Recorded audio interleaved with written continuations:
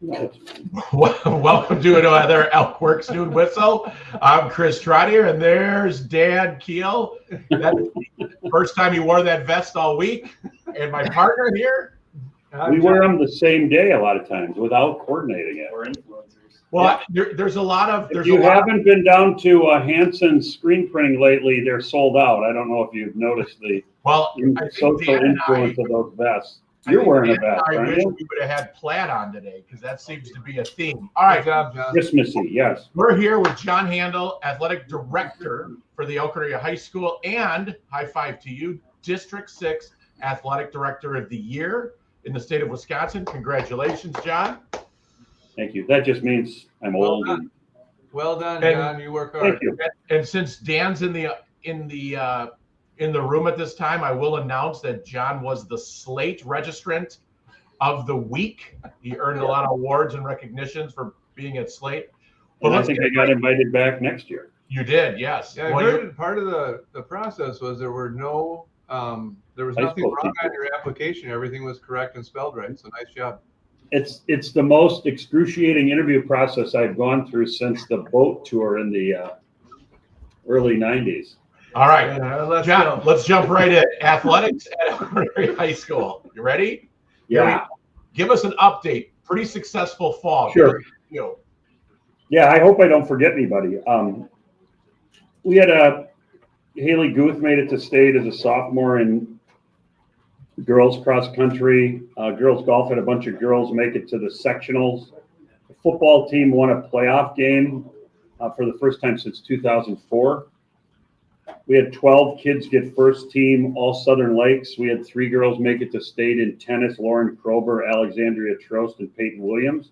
And then, of course, our boys soccer team lost the state championship match to Waukesha West in overtime, which is a really tough way to lose. And then we ended up just finding out on Tuesday that we won the WIAA Sportsmanship Award for the way our kids responded and acted up at the state for boys soccer. So that's the second time we won it. First time was in 2011. So shout out to all of our stakeholders who were involved in that. We'd have nice crowds.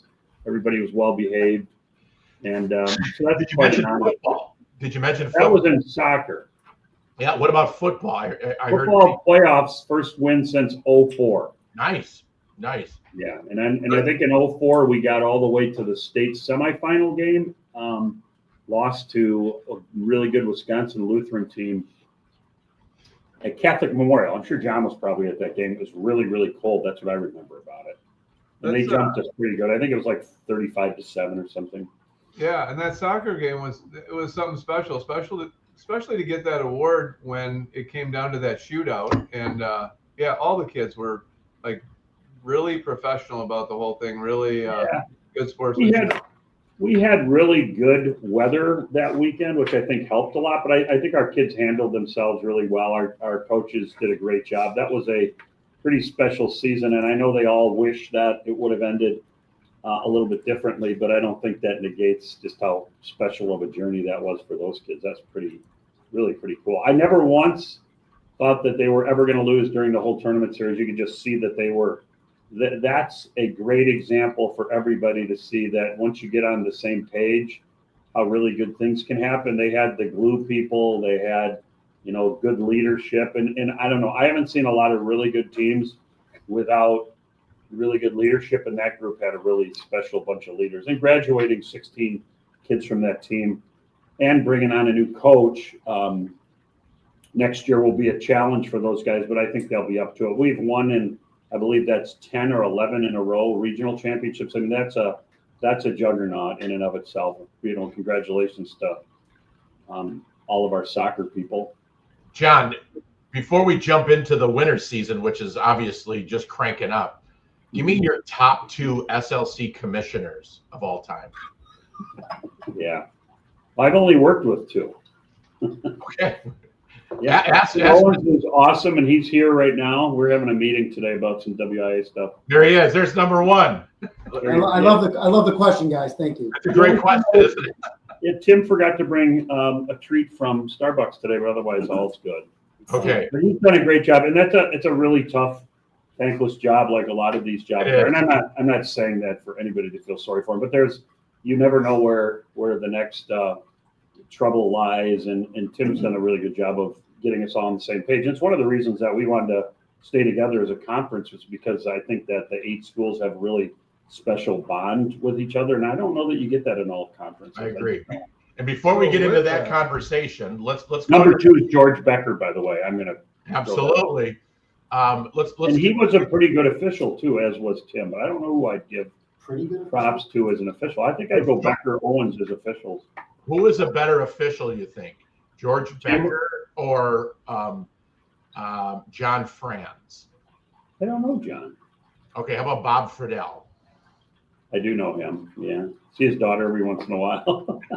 All right. You're talking about those old Wilmot Badger games. Yeah. Correct. The 7-on-5 games. Yeah, I remember them. That's correct. All right, let's jump into winter. Let's give me an overview of winter. How's it going? Well, we have a defending state champion team in gymnastics that went up to Oconomowoc with a bunch of big Division I schools and won the Invitational this last weekend. Wow. So they're off to a great start. They are, because of competitive balance, getting moved up to Division I this year, which is, I think, something we're going to talk about here in a little bit. Boys basketball is off to a good start. 1 loss to Beloit. And if you haven't been down to Beloit for a basketball game, you should go down there because it's a wonderful atmosphere. Girls basketball is a couple wins and is working through an injury to one of their primary players. But I think that as they're figuring out what their roles are, they'll be pretty tough out by the end of the year. They're still young, too, right, John? What's that? Girls basketball is still pretty young, aren't they? Really young, and I think obviously having an injury, we play a really tough non-conference schedule purposely. And as they work through some of that stuff, I think by the end of the year, we're going to be really good. Our boys swimming team won their invite this last Saturday. And boys wrestling, it's done well so far. They have a dual match tonight. We do have 2 girls out for wrestling, which is good. That's one thing I think we'd really like to be super strategic on getting our numbers up. There's some other schools in our conference that are already in the mid-20s. So I think we have the right people in place to get those numbers up, and I think it'll just be a matter of time, because a lot of times just picking it up as a high schooler is really, really hard. A lot of times you'll obviously start doing that when you're younger in the youth club. You got a new head coach in wrestling, correct? New head coach, Wes Rippers, and he'll pick up right where Jake Stilling and then before him Kenny Reynolds had left it. So we're still trying to build our numbers in that program, as we are in a lot of our programs, and just the more competition and the more depth, the better. So, but I think in our we had a Southern Lakes first conference matches last Thursday, and I know they filled all their weight classes, so that's a good place to start. We got a lot more kids out. We'd like to get a lot more, but we have a lot more kids out for wrestling. Where's girls wrestling at in the WIAA?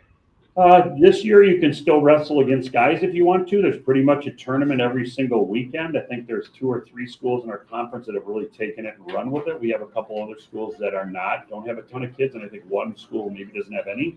But next year, it's completely separate state tournament, completely separate tournaments, and they're off and running. That's been pretty cool to see the growth. It's just exponential in girls wrestling, and a lot of it's coordination of, a lot of places are having boys and girls coaches separate, but getting kids to come up through the youth program and giving them a place to play or to wrestle when they get to high school is pretty cool. All right. We also have 2 boys playing hockey up in Milton. Oh, nice. Freshmen. So, yeah, that's been really cool. Good. All right, let's jump into some WIAA conversations. You mentioned the competitive balance. Why don't you give us a couple-minute overview and what how that's impacting athletics in our region, and then let's jump into the conversation why you have 2 others with you. So, yeah, first of all, on the competitive balance committee, if people who are unfamiliar with it, the competitive balance committee started about 4 years ago. It's been in place for 2 years. If you get X amount of points for winning state championships or getting to the state tournament, if you get a combination of 6 points, if you win it, it's 4. And second place is 2. If you get to 6 points over a 3-year period, you get bumped up a division. We are seeing it this year in gymnastics for Elkhorn. There are some other schools, I'm thinking in our conference, Badger and football is getting moved up to Division I for next year. So it's happening around us. You can appeal it. And we have had some appeals. I'm on that committee as well. And I think it's going to take a few more years to see if the process works out. There's definitely a lot of people who are unhappy with it. I do think that just placing teams in the WIAA brackets based off enrollment only isn't the way to do it. If you look at the socioeconomics behind a lot of these, you're seeing a lot of the same teams over and over again. We've oftentimes heard the criticism of, why don't you just have a separate state tournament for the private schools? That's not going to happen. Why don't you just give a multiplier to the private schools? Well, that's not going to happen either. That has not stood up in the court of law. So the system was voted on by the membership, and it's early in the process. We're only in year 2 of it. And I think as it continues to grow, we'll see more changes. I know the Cross Country Coaches Association has never been happy with the proposal and is asking to opt out of it. I don't know if this is too early to opt out. I don't know if 6 points is the right point total. I think there's a lot of really in-depth conversations left to have. I've been happy and fortunate enough to be a member of that committee, and I recognize that I'm by far the dumbest person in that room whenever they have those conversations, like I feel right now talking to you two. It's good that something's happening to address that, and it might take time to get to the right system. Yep. And I think we just need to be patient, but I think it's a good thing that something's happening with that, and it's trying to be figured out. Do you think that, conversations, should you have to win a state championship to get moved up a division? Like a philosophically thing. I don't know. Yeah, I don't know either. Aren't they trying to take a snapshot and look at a pattern of success and try the pattern of success is just the last 3 years. The main argument we've heard against it from schools are from small schools who've said, we had that once in a lifetime bunch of kids go through, they're all graduated, don't penalize the kids behind them. We have had some schools like Stratford in football this year got moved up a division. We were all pretty happy on the committee that the athletic director from their school made a bunch of comments in the Wausau newspaper about how they were looking forward to the challenge of the next level. And I kind of think that's the way to do it. Like our gymnastics team, just embrace the fact that you got moved up and do the best you can. If we don't do well in the state tournament series, then we'll get moved right back down again in a couple of years. If we would have taken same judges in gymnastics, watch this, do the Division I and Division II, I think we would have finished 5th in the state last year in Division I. So we are pretty darn competitive. Yeah. And I'm most proud of the fact that we're non-co-op because everybody around here that has gymnastics, I don't want to say everybody. Have you asked any parents from Pewaukee about the competitive balance? And got yeah, they're not very happy about it. A couple in particular. Yeah. I believe that this job has cost me a few friendships. So that's okay. All right. Well, John, I just want to inject real quick. You'd mentioned co-ops, and I am proud of gymnastics is not a co-op. Swim's in the same boat, right? We are not a co-op in swim, which is something to be pretty proud of with our participation and opportunities you're giving kids. And we've tried our best to stay down in Division I enrollment-wise for as long as possible. Swimming is not involved in the competitive balance thing. I should have mentioned that, nor is track. There's a couple other sports, but if we get to the point where we're Division I got a feeling we'll end up having cooperative discussions with other schools. My biggest fear of co-ops is that application process and deadlines. It scares me. I feel like I'm going to miss one. Like they're all over the board, but we're into co-op with for boys hockey with Milton, practice up in Stoughton. We're probably going to enter into an agreement for a girls hockey co-op next year out of Janesville. We have a co-op with 3 other schools from our county for lacrosse that we're running. So there's a lot of that happening. And I think it's great that they have all these offerings. I know sometimes you get a little worried that they're spreading the sports a little thin when we don't have that problem in Elkhorn, but some schools do. When I was in Tomahawk, we had 500 kids and 4 winter sports. That's really hard to cut. Yeah. 200 kids, 250 boys into 4 sports. That's tough, really tough. John, and really strong hockey there. So just being respectful of your time, give us a little overview. about why you have the SLC commissioner and Mr. Keel in your office right now. There's a committee that's been formed over the last bunch of years for football only realignment. Football only realignment the last time through turned into all sport realignment within a year. Westosha, the proposal that we're talking about today has Westosha leaving our conference in football only in 27-28, and then forcing our conference to play a mandatory crossover game against the Southeast Conference, think Kenosha, Racine schools for the week 9. So the first place Southern Lakes team, first place Southeast team. I just logistically, I don't know that's a horrible arrangement, but Indian Trails has 2,300 kids. We have 800. Like that's not the fix. It's just not. So we have a proposal that we're going to work our way through today, and hopefully it doesn't fall on deaf ears. We do have a member of the WIAA, both of the co-chairs and somebody from the WIAA coming in to meet with us at 10 o'clock today. So hopefully we can make a little headway. The last time we didn't really argue against Beloit, and I think Beloit's turning out to be a good member of our conference. I think it just takes time, but I think they're working really hard to be, good members of our conference, and I think it's going